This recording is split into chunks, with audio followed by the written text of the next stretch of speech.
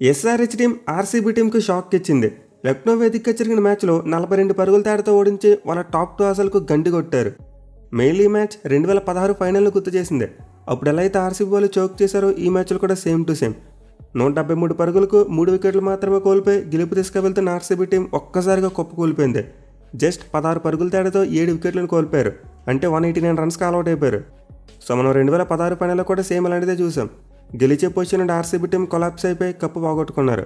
అంటే ఇప్పుడు చూసుకుంటే ఏమో వాళ్ళ టాప్ టాస్లను గల్లంత చేసుకున్నారు. సో నిజంగా ఈ మ్యాచ్లో ఎస్ఆర్హెచ్ టీం టార్గెట్ను డిఫెండ్ చేసుకుంటున్నప్పుడు మామూలు కంబ్యాక్ చేయలేదు. Absolutely mind blowing comeback. Almost పోయిందనుకున్న మ్యాచ్లో అద్భుతంగా టర్న్ అరౌండ్ చేశారు. పర్టికులర్గా విక్టరీ ఎస్ఆర్హెచ్ టీంకు చాలా స్పెషల్ అని చెప్పుకోవాలి. ఎందుకంటే ఏడాది ఆర్సీబీ టీం ఫామ్ చూసాం. ఏవే గ్రౌండ్స్లో ఒక్క మ్యాచ్ కూడా ఓడిపోలేదు. వాళ్ళు ఓడిపోయిన మ్యాచ్లన్నీ చిన్నస్వామి స్టేడియంలోనే ఉన్నాయి. బట్ ఎస్ఆర్హెచ్ టీం ఈ మ్యాచ్లో ఆర్సీబీ టీం యొక్క దూకుడుకు బ్రేక్ వేశారు. బయట గ్రౌండ్లో వాళ్ళని ఓడించి ఈ విజయాన్ని చాలా స్పెషల్గా మార్చుకున్నారు.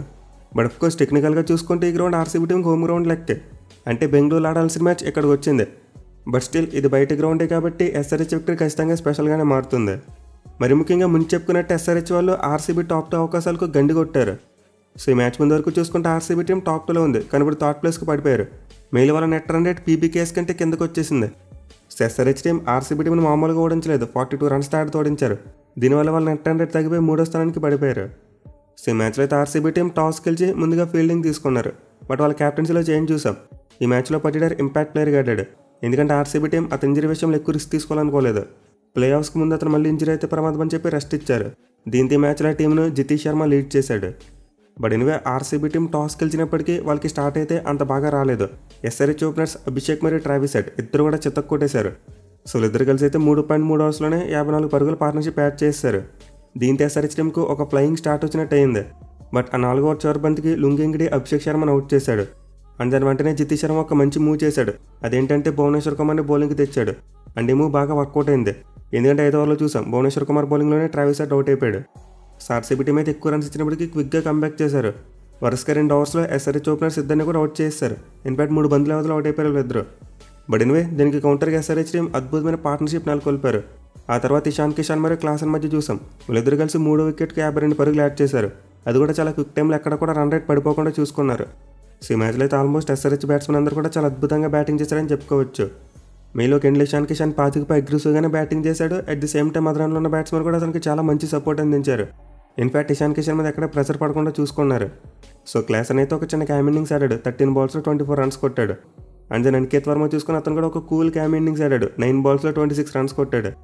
దీనివల్ల ఎస్ఆర్హెచ్ టీం రెగ్యులర్ ఇంటర్వల్స్లో వికెట్లు కోల్పోయినప్పటికీ ఆ క్విక్ పార్ట్నర్షిప్స్ అయితే వచ్చాయి. బట్ నేను పర్టికులర్గా ఈ మ్యాచ్లో నాకు ఎస్ఆర్హెచ్ హిట్టింగ్ అంటే వాళ్ళ స్ట్రైక్ రొటేషన్ చాలా బాగా నచ్చింది. అసలు డాట్ బాల్స్ అనేవి చాలా మినిమల్గా ఉన్నాయి. మెయిల్ ఇషాన్ కిషాన్ బ్యాటింగ్లో ది గ్రేటెస్ట్ ఫీచర్ అదే అని చెప్పుకోవచ్చు. అతను బౌండరీస్ కొట్టాడు, 6లు కొట్టాడు. బట్ వీటికంటే బెస్ట్ థింగ్ స్ట్రైక్ రొటేట్ చేశాడు. ఎక్కడ కూడా డాట్ బాల్స్ ఆడే ప్రయత్నం చేయలేదు. ఆల్మోస్ట్ బౌండరీ అని ప్రతి బాల్ కూడా సింగిల్స్ తీసుకున్నాడు. సో గత మ్యాచ్లో చూసుకుంటే ఎస్ఆర్హెచ్ బ్యాటింగ్ ఇదే ల్యాక్ అయింది. ఎక్కువగా స్ట్రైక్ రొటేషన్ చేసేవారు కాదు. బౌండరీస్ మీద 6ల మీద ఫోకస్ పెట్టేవారు. కానీ మ్యాచ్లో అలా కాదు. బౌండరీ కొట్టిన వెంటనే సింగిల్ తీసేవారు. మెయిల్ డౌన్ దగ్గర నుండి వీ షేప్ని బాగా యూజ్ చేసుకున్నారు. బౌలర్ కట్టు కొట్టడం లేకపోతే ఇటు కొట్టడం, వెంటనే సింగిల్స్ తీయడం. సో నాకు తెలిసి చాలామంది ఈ మ్యాచ్లో ఎస్ఆర్హెచ్ స్ట్రైక్ రొటేషన్ పెద్దగా నోటీస్ చేయరు. బట్ యాక్చువల్గా టీంకి రన్నింగ్ బిట్వీన్ వికెట్స్ చాలా హెల్ప్ అయింది. మెయిల్ ఇషాన్ కిషాన్ బ్యాటింగ్లో ఎక్కడ కూడా హరీనెస్ కనిపించలేదు. బాల్ని గట్టిగా కొట్టేద్దాం, ఏదో చేసేద్దామనే టానలేదు. సింపుల్గా బేసిక్స్ని ఫాలో అవుతూ తన ఇన్నింగ్స్ను బిల్డ్ చేసుకున్నాడు. సో ఇషాన్ కిషాన్ బ్యాట్ నుంచి అయితే మనం చాలా మెచ్యూరిటీ నాకు చూసాం. తన వికెట్ని ఎక్కడ కూడా గిఫ్ట్గా ఇచ్చేసే ప్రయత్నం చేయలేదు. చాలా ప్రైస్ పెట్టుకుని ఆడాడు. బట్ ఏం అనికేత్ వర్మ అవుట్ అయిపోయిన తర్వాత మధ్యలో ఒక స్లంప్ చూసాం మనం. అంటే నితీష్ కుమార్ రెడ్డి మరి అభినవ్ మనోహర్ వీళ్ళిద్దరూ స్ట్రైక్ రొటేట్ చేయడంలో చాలా ఇబ్బంది పడ్డారు. మళ్ళీ నితీష్ కుమార్ రెడ్డి వచ్చిన తర్వాత మొమెంటం కోల్పోవడం చూసాం. అలాగే అభినవ్ మనోహర్ చూసుకుని ఒక 6 కొట్టాడు, కానీ అతను కూడా స్ట్రైక్ రొటేషన్ ఎక్కువ చేయలేదు. యాక్చువల్గా అనికేత్ వర్మ అవుట్ అయ్యే టైంకి ఎస్ఆర్హెచ్ టీం యొక్క ప్రొజెక్టెడ్ స్కోర్ చూసుకుంటే ఆల్మోస్ట్ 250 వరకు ఉంది. బట్ ఎప్పుడైతే అతను అవుట్ అయిన తర్వాత ఇన్నింగ్స్ కాస్త స్లో అయిందో ఎస్ఆర్హెచ్ యొక్క ప్రొజెక్టెడ్ స్కోర్ మారిపోయింది. 220 వరకే పరిమితం అయిపోతారేమో అనిపించింది. అయితే మళ్ళీ చివరిలో ఇషాన్ కిషాన్ దగ్గర నుండి ఒక మాస్టర్ క్లాస్ చూసాం. అంతకుముందు మనోహర్ మరియు నితీష్ రెడ్డి ఆడుతున్నప్పుడు అతనికి ఎక్కువ స్ట్రైక్ రాలేదు. కానీ చివరిలో చూసుకుంటే మాత్రం ఇషాన్ కిషాన్కి ఎక్కువ స్ట్రైక్ వచ్చింది. మెయిన్లీ కొన్ని షాట్స్ అయితే గ్యాప్స్ని ఫైండ్ చేసి కొట్టడం చూసాం. Special outside off stump ఉన్న బాల్ ఫైన్ లెగ్ పై నుంచి ఒక 6 కొట్టాడు. అదైతే నిజంగా బ్రిలియంట్ షాట్ అని చెప్పుకోవచ్చు. ఈ మ్యాచ్లో ఇషాన్ కిషాన్ చేసిన బెస్ట్ థింగ్ ఇదే. ఎక్కడ కూడా రెక్లెస్గా ఆడలేదు. బౌలర్స్ను ఛాలెంజ్ చేస్తా, ఫీల్డర్స్ పై నుంచి బాల్ కొడతా అనే థాట్ ప్రాసెస్లో లేడు. గ్యాప్స్ని ఫైండ్ చేశాడు, రన్స్ తిరిగాడు. మోస్ట్ ఇంపార్టెంట్ తన వికెట్కు చాలా ప్రైస్ పెట్టుకుని ఆడాడు. దీనివల్ల అతని బ్యాటింగ్లో చాలా కంట్రోల్ చూసాం. ఇన్ఫాక్ట్ ఇషాన్ కిషాన్ ఆడిన ఇన్నింగ్స్లో ఒక బాల్ కూడా బీట్ అవ్వలేదంటే మనం అర్థం చేసుకోవచ్చు అతను ఎంత అద్భుతంగా బ్యాటింగ్ చేశాడనేది. సో చివరిలో ఇషాన్ కిషన్తో పాటు కమిన్స్ కూడా మంచి హ్యాండ్ వేశాడు. మిగిలిన రన్నింగ్ బిట్వీన్ వికెట్స్ చూసాం. టూస్ చాలా క్విక్గా తీసుకున్నారు. దీనివల్ల ఎస్ఆర్హెచ్ టీమ్ స్కోర్ 231 వరకు వెళ్ళిపోయింది. సో ఈ స్కోర్ అయితే ఈ గ్రౌండ్లో చాలా పెద్ద టోటల్ అని చెప్పుకోవచ్చు. మిగిలిన ఎస్ఆర్హెచ్ టీం అర్థం చేసుకుంది. తమ లాస్ట్ మ్యాచ్లో 200+ టార్గెట్ని కొట్టేశారు. దీంతో ఈ మ్యాచ్లో 200 కొడితే సరిపోతే ఎక్స్ట్రా 40 రన్స్ కొట్టాలని చెప్పి ఆ ఇంటెన్షన్తో ఆడారు. అండ్ వాళ్ళు అనుకున్నట్టే ఒక 30 రన్స్ అయితే ఎక్స్ట్రా కొట్టగలిగారు. అయితే ఆర్సీబీ బౌలింగ్ విషయానికి వస్తే మాత్రం చాలా వరకు పూర్గా కనిపించింది. ఇన్ఫాక్ట్ వాళ్ళ బౌలింగ్ కంటే క్యాప్టెన్సీ పూర్గా ఉందని చెప్పుకోవచ్చు. సో మనం మిడిల్ ఓవర్స్లో చూసాం స్పిన్నర్స్ కంటిన్యూస్గా బౌలింగ్ చేస్తూనే ఉన్నారు. అండ్ ఒక ఎండ్ నుండి సుయేష్ శర్మ, మరో ఎండ్ నుండి కృణాల్ పాండ్యా ఇద్దరు కూడా వేస్తూనే ఉన్నారు. కానీ అటు సైడ్ ఉన్న బ్యాట్స్మెన్ ఎవరు క్లాసన్ మరి అనికేత్ వర్మ ఇద్దరు కూడా స్పిన్నర్స్ని చాలా చక్కగా ఆడతారు. ఇన్ఫాక్ట్ చెత్తకొట్టి పాటేస్తారు. సో దీంతో జితేష్ శర్మ కాస్త బెటర్గా ప్లాన్ చేసి ఉండాల్సింది. ఒక ఎండ్లో స్పిన్నర్ చేత బౌలింగ్ చేయిస్తూ అదర్ ఎండ్లో పేసర్కి బౌలింగ్ ఇచ్చుంటే బాగుండేది. At the same time RCB spinners చూసుకుంటే చాలా వరస్ట్ లైన్లో బౌలింగ్ చేశారు. మెయిన్లీ సుయేష్ శర్మ ఎక్కువగా లెగ్ స్టంప్నే టార్గెట్ చేశాడు. అండ్ దీనివల్ల డౌన్ ది లెగ్ రన్స్ పోవడం చూసాం. అలాగే పేస్ తీసుకున్న స్పిన్నర్స్ ఇద్దరు కూడా చాలా ఎక్కువ పేస్తో బౌలింగ్ చేశారు. సో యాక్చువల్ ఆర్సీబీ స్పిన్నర్స్ వేగంగా బాల్స్ వేయాలనే ప్రయత్నంలో కంట్రోల్ కోల్పోయారు. దీనివల్ల ఎక్కువ రన్స్ పోయాయి. బట్ వీళ్ళైతే సక్సెస్ఫుల్గా 2 వికెట్లు తీయగలిగారు. సుయేష్ శర్మ విరాట్ కోహ్లీ ఒక పెప్ టాక్ ఇచ్చిన తర్వాత క్లాసన్ వికెట్ తీయడం చూసాం. అలాగే కృణాల్ పాండ్యా కాస్త స్లోవర్ బాల్తో అనికేత్ వర్మను అవుట్ చేశాడు. సో ఆర్సీబీ స్పిన్నర్స్ అయితే రన్స్ ఇచ్చినప్పటికీ వెళ్తూ వికెట్లు అయితే తీశారు. అండ్ దెన్ మెల్లగా నితీష్ కుమార్ రెడ్డి, అభినవ్ మనోహర్ని కంట్రోల్ చేయడం చూసాం. ఎస్పెషల్లీ రొమారో షెఫర్డ్ తను వేసిన 2 ఓవర్స్లో చాలా బ్రిలియంట్గా బౌలింగ్ చేశాడు. 2 ఓవర్స్లో 14 రన్స్ మాత్రమే ఇచ్చి 2 వికెట్స్ తీసుకున్నాడు. సో యాక్చువల్లీ వికెట్ అయితే రొమారో షెఫర్డ్ పేస్కి మరి లెంత్కి బాగా వర్కౌట్ అయింది. బట్ జితేష్ శర్మ అతను చాలా లేట్గా తీసుకొచ్చాడు. మెయిన్లీ స్పిన్నర్స్ని కొడుతున్నప్పుడు ఒక ఎండ్లో అతనికి బాల్ ఇచ్చింటే సరిపోయేది. సో యాక్చువల్ ఆర్సీబీ టీం దగ్గర ఒక ప్రాపర్ ప్లాన్ లేదు. అంటే ఏ బ్యాట్స్మెన్కి ఏ బౌలర్ చేత బౌలింగ్ చేయించాలనే ప్లాన్లో లేరు. జస్ట్ ఓవర్స్ అవగొట్టేద్దామనే ప్లాన్లోనే ఉన్నారు. బట్ అది కూడా వర్కౌట్ కాలేదు. చివరిలో స్లో ఓవర్ రేట్ కారణంగా పెనాల్టీ పడడం చూసాం. దీనివల్ల లాస్ట్ ఓవర్లో బీభత్సంగా రన్స్ పోయాయి. And also RCB team ground fielding చూసుకుని అంత మంచిగా లేదు. కొన్ని బౌండరీస్ మిస్ చేశారు. So clearly season RCB bowlers దగ్గర నుండి ఇది వర్స్ట్ పెర్ఫార్మెన్స్ అని చెప్పుకోవచ్చు. పేస్ బౌలర్స్ ఫెయిల్ అయ్యారు. At the same time spinners కూడా ఫెయిల్ అయ్యారు. దీనివల్ల ఆ టీం 231 రన్స్ భారీ స్కోర్ సమర్పించుకుంది. అయితే చేజింగ్లో చూసుకుంటే మాత్రం ఆ టీం గేమ్ని చాలా కంఫర్టబుల్గా ముందుకు తీసుకెళ్లారు. ఎస్పెషల్లీ ఫిల్ సాల్ట్ స్టార్టింగ్లో స్ట్రగుల్ అయ్యాడు. ఐ థింక్ 9 బంతులు 5 పరుగులు మాత్రమే చేశాడు. బట్ అదే రెండులో విరాట్ కోహ్లీ విశ్వరూపం చూపించేశాడు. 25 బంతుల్లో 43 పరుగులు చేశాడు. మెయిలీ ప్యాట్ కమిన్స్కి అగెన్స్ట్గా అతను బ్యాట్ల గురించి మాట్లాడుకున్నాం. అండ్ ఈ మ్యాచ్లో విరాట్ కోహ్లీని పైచే సాధించాడు మరోసారి. సో కోహ్లీ అయితే జనరల్గా స్టార్టింగ్లో అగ్రెసివ్ రోల్ తీసుకోడు. బట్ ఈ మ్యాచ్లో చూసుకుంటే ఫిల్ సాల్ట్ స్ట్రగుల్ అవుతాడని చెప్పి కోహ్లీ రిస్క్ తీసుకోవడం మొదలుపెట్టాడు. అండ్ సక్సెస్ కూడా అయ్యాడు. ఈవెన్ ఆ తర్వాత ఫిల్ సాల్ట్ కూడా స్టెప్ అప్ అవడం చూసాం. స్టార్టింగ్లో ఒక 3 to 4 అవర్స్ సరిగ్గా ఆడకపోయినప్పటికీ ఆ తర్వాత రెచ్చిపోవడం మొదలుపెట్టాడు. సో ఆర్సీబీ టీంకి అయితే చాలా మంచి స్టార్ట్ వచ్చింది. ఫస్ట్ వికెట్కు 80 రన్స్ పార్ట్నర్షిప్ యాడ్ చేశారు. అయితే ఈ మ్యాచ్లో SRH team left arm spinner హర్షదీప్ని కంటిన్యూ చేయడం చూసాం. నార్మల్గా జేసన్ అన్సారీని ఆడిస్తారు. బట్ ఈ మ్యాచ్లో అతను పక్కన పెట్టి హర్షదీప్ని కంటిన్యూ చేశారు. ఎందుకంటే ఎస్ఆర్హెచ్ టాప్ 8లో 7 రైట్ హ్యాండ్ బ్యాట్స్మెన్ ఉన్నారు. సో యాక్చువల్లీ టాక్టికల్ మూవ్ అయితే ఎస్ఆర్హెచ్ టీంకి చాలా బాగా వర్కౌట్ అయింది. హర్షదీప్నే ఫస్ట్ వికెట్ తీశాడు. అండ్ దాని ఒక ఎండ్ ఆర్సీబీ ఇన్నింగ్స్ మెల్లగా స్లో అయింది. మయాంక్ అగర్వాల్ స్ట్రగుల్ అయ్యాడు. బట్ ఎనీ ఫిల్ సాల్ట్ చూసుకుంటే మాత్రం ఒక ఎండ్లో ఎక్కడ కూడా స్లో అవ్వలేదు. అతను వేగంగా ఆడుతూనే ఉన్నాడు. 32 బాల్స్లో 62 రన్స్ కొట్టేశాడు. బట్ ఆ బ్రేక్ తర్వాత ప్యాట్ కమిన్స్ నితీష్ కుమార్ రెడ్డికి బాల్ ఇవ్వడం చూసాం. అండ్ ఈ మూవ్ అయితే ఎస్ఆర్హెచ్ టీంకి వండర్స్ క్రియేట్ చేసిందని చెప్పుకోవచ్చు. ఎందుకంటే నితీష్ కుమార్ రెడ్డి ఆ కట్టర్స్ని చాలా బాగా ఎగ్జిక్యూట్ చేశాడు. మెయిన్ ఒక హాఫ్ కట్టర్ కైండ్ ఆఫ్ బాల్తో మయాంక్ అగర్వాల్ వికెట్ తీశాడు. అండ్ దాని వెరీ నెక్స్ట్ ఓవర్లో ప్యాట్ కమిన్స్ బౌలింగ్ రావడం అండ్ ఫిల్ సాల్ట్ వికెట్ తీయడం చూసాం. సో 2 బ్యాక్-to-బ్యాక్ వికెట్స్ అయితే ఎస్ఆర్హెచ్ టీంని కొంతవరకు గేమ్లోకి తీసుకొచ్చాయి. Mainly Pat Cummins Nitish Kumar రెడ్డికి బాల్ అవ్వడం చాలా పెద్ద గ్యాంబ్లింగ్. ఎందుకంటే ఎన్కేఆర్ చూసుకుంటే మ్యాచ్లో లో ఆన్ కాన్ఫిడెన్స్, బ్యాటింగ్ సరిగ్గా ఆడలేదు. అలాగే ఫీల్డింగ్లో కూడా ల్యాప్స్ చూసాం. ఇనీషియల్గా ఒక క్యాచ్ని మిస్టేక్ చేశాడు. అండ్ ఆల్సో ఒక బౌండరీ కూడా వదిలేయడం చూసాం. సో అలాంటి నితీష్ కుమార్ రెడ్డికి బాల్ అవ్వడం అంటే చాలా వరకు గ్యాంబ్లింగే. అయితే క్విక్గా 2 వికెట్లు తీసినప్పటికీ తర్వాత మళ్ళీ ఒక మంచి పార్ట్నర్షిప్ చూసాం. పటిడార్ మరియు జితేష్ శర్మ ఇద్దరు కూడా గేమ్ని గెలిపించేలా కనిపించారు. మళ్ళీ 4 వికెట్కు కేవలం 4.2 ఓవర్స్లోనే 44 పరుగులు పార్ట్నర్షిప్ యాడ్ చేశారు.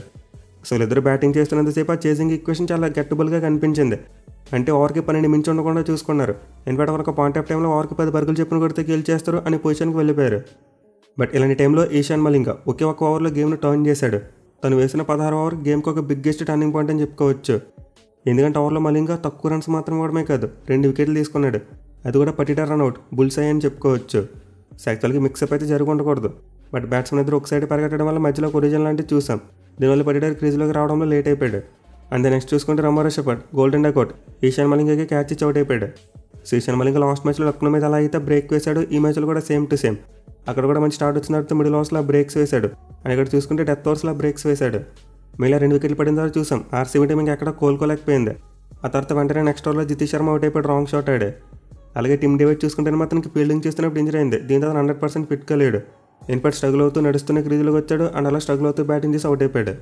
బట్ అయినా బిగ్గెస్ట్ కామెడీ వికెట్ ఎవరిదంటే కృణాల్ పాండ్యా వికెట్ అని చెప్పుకోవచ్చు. అసలు అలాంటి క్రూషియల్ టైంలో అతను హిట్ వికెట్ అవడం నిజంగా ఆర్సీబీ టీం యొక్క నెట్ మీద చాలా దెబ్బ కొట్టింది. అదే కృణాల్ పాండ్యా చివరి వరకు ఉండి ఆ విన్ మార్జిన్ కాస్త తగ్గించి ఉంటే బాగుండేది. అంటే ఒక 15 పరుగుల తేడాతోనో లేకపోతే 20 రన్స్ తేడాతోనో ఓడిపోయిందంటే ఆర్సీబీ టీం ఆ టాప్ 2 నుంచి కిందకు వచ్చేది కాదు. సో నిజంగా కృణాల్ పాండ్యా చాలా పూర్ బ్యాటింగ్ చేశాడని చెప్పుకోవచ్చు. ఇక టేల్ ఇంట్రెస్ట్ చూసుకుంటే వాళ్ళ నుండి ఎక్కువ ఎక్స్పెక్ట్ చేయలేం, అనుకున్నట్టే తొందరగా అవుట్ అయిపోయారు. సో ఒక పాయింట్ ఆఫ్ టైంలో ఆర్సీబీ టీం 15.3 ఓవర్స్లో 173 పరుగులకు 3 వికెట్లు మాత్రమే కోల్పోయి చాలా స్ట్రాంగ్ పొజిషన్లో ఉంది. కానీ తర్వాత చూసుకుంటే మాత్రం వాళ్ళు 16 పరుగుల వ్యవధిలో ఏకంగా 7 వికెట్లు కోల్పోయారు. సో ఈ కొలాప్స్ అయితే ఖచ్చితంగా ఆర్సీబీ టీంని చాలా కంగారు పెడుతుంది. ఎందుకంటే వాళ్ళు ఈజీగా గెలవాల్సిన మ్యాచ్ని బాటిల్ చేశారు. అదే మనం జీటీ మ్యాచ్ చూసుకుంటే వాళ్ళు టాప్ ఆర్డర్ త్వరగా ఓడిపోయినప్పటికీ మిడిల్ ఆర్డర్ పోరాడారు. విచ్ మీన్స్ ఓడిపోయే మ్యాచ్లో మంచి పోరాట పడిమని చూపించారు. కానీ ఈ మ్యాచ్లో ఆర్సీబీ టీం గెలిచే మ్యాచ్ను బాటిల్ చేశారు. సో నిజంగా ఓటమి అయితే ఆర్సీబీ టీంకు అంత మంచిది కాదు. మిగిలిన వాళ్ళు టాప్ 2 కోల్పోయి ఎలిమినేటర్ నుంచి వెళ్ళి కప్ కొట్టాలంటే చాలా కష్టం. ఎనివే మనమైతే ఎస్ఆర్హెచ్ బౌలర్స్కి చాలా క్రెడిట్ ఇవ్వాలి. ఇన్ఫ్యాక్ట్ ప్యాట్ కమిన్స్ క్యాప్టెన్సీకి చాలా పెద్ద క్రెడిట్ ఇవ్వాలి. నిజంగా చాలా మంచిగా బౌలింగ్ చేంజెస్ చేశాడు. అండ్ తన ఓన్ బౌలింగ్ కూడా అద్భుతంగా ఉంది. 4 ఓవర్స్లో 28 రన్స్ మాత్రమే ఇచ్చి 3 వికెట్లు తీసుకున్నాడు. అండ్ ఈశాన్ మలింగా చూసుకున్న మరోసారి స్టార్ బౌలర్ 4 ఓవర్స్లో 37 రన్స్ మాత్రమే ఇచ్చి 2 వికెట్లు తీసుకున్నాడు. ఇక మిగతా బౌలర్స్ చూసుకున్న అందరికీ కూడా ఒక్క వికెట్ వచ్చింది. బట్ కొంతవరకు రన్స్ ఇచ్చారు. కేవలం నితీష్ కుమార్ రెడ్డి మాత్రమే 2 ఓవర్స్లో 13 రన్స్ ఇచ్చాడు. బట్ ఇన్వెస్టిల్ ఎస్ఆర్హెచ్ బౌలర్స్ అయితే చాలా వరకు మంచి కలెక్టివ్ ఎఫర్ట్ పెట్టారని చెప్పుకోవచ్చు. ఎందుకంటే వాళ్ళ బౌలర్స్ ఆల్మోస్ట్ అందరూ కూడా బిలో 40 రన్స్ ఇచ్చారు. కేవలం జయదేవ్ ఉనద్కట్ ఒక్కడే 41 రన్స్ ఇచ్చాడు. మిగిలిన డెత్ ఓవర్స్లో 2 innings నుంచి అద్భుతమైన బౌలింగ్ చేశారు. సో నిజంగా గత 3 మ్యాచ్లుగా చూసుకుంటే ఎస్ఆర్హెచ్ బౌలింగ్ చాలా ఇంప్రూవ్ అయింది. ప్లే ఆఫ్స్ రేస్ నుంచి బయటకు వచ్చిన తర్వాత వాళ్ళ బౌలింగ్లో చేంజ్ వచ్చింది, అలాగే బ్యాటింగ్లో కూడా చేంజ్ వచ్చింది. ఇన్ఫాక్ట్ స్టార్టింగ్ నుండి ఇలా ఆడుంటే ఖచ్చితంగా ప్లే ఆఫ్స్లో ఉండేవారు ఈ పాటికే. సో ఎస్ఆర్హెచ్ టీం అయితే సీజన్ చాలా హై నోట్లో ఫినిష్ చేసుకునేందుకు ప్లాన్ చేసుకున్నట్టుకున్నారు. ఆల్రెడీ వరుసగా 2 మ్యాచ్లు గెలిచారు. దీంతో లాస్ట్ మ్యాచ్ కేకేఆర్తో ఆడబోతున్నారు. అండ్ ఆ మ్యాచ్లో కూడా గెలిస్తే నిజంగా చాలా మంచి ఫినిష్ అవుద్ది. వేరే ఆర్సీబీ టీం విషయానికి వస్తే వాళ్ళు టాప్ టాస్లు చాలా వరకు గల్లంత అయిపోయాయి. మిగిలిన వాళ్ళ నెట్ అనేది పడిపోయింది. దీంతో వాళ్ళు పీబీకేస్తో కంపీట్ చేయాలంటే లాస్ట్ మ్యాచ్లో గెలవాలి, అది కూడా పెద్ద మార్జిన్తో గెలవాలి. At the same time Punjab Kings ఒక మ్యాచ్లో ఓడిపోవాలి, లేదా గుజరాత్ టీం అయినా మరో మ్యాచ్లో ఓడిపోవాలి. అయితే ఇలా జరిగే క్రమంలో ముంబై ఇండియన్స్ ఏమైనా టాప్ 2లోకి వస్తే అది మరో డేంజర్. సో ఇప్పుడు మొత్తం మీద అడిదిప్పి ముంబై టీంని టాప్ 2లోకి తీసుకొచ్చేటట్టు కనిపిస్తున్నారు.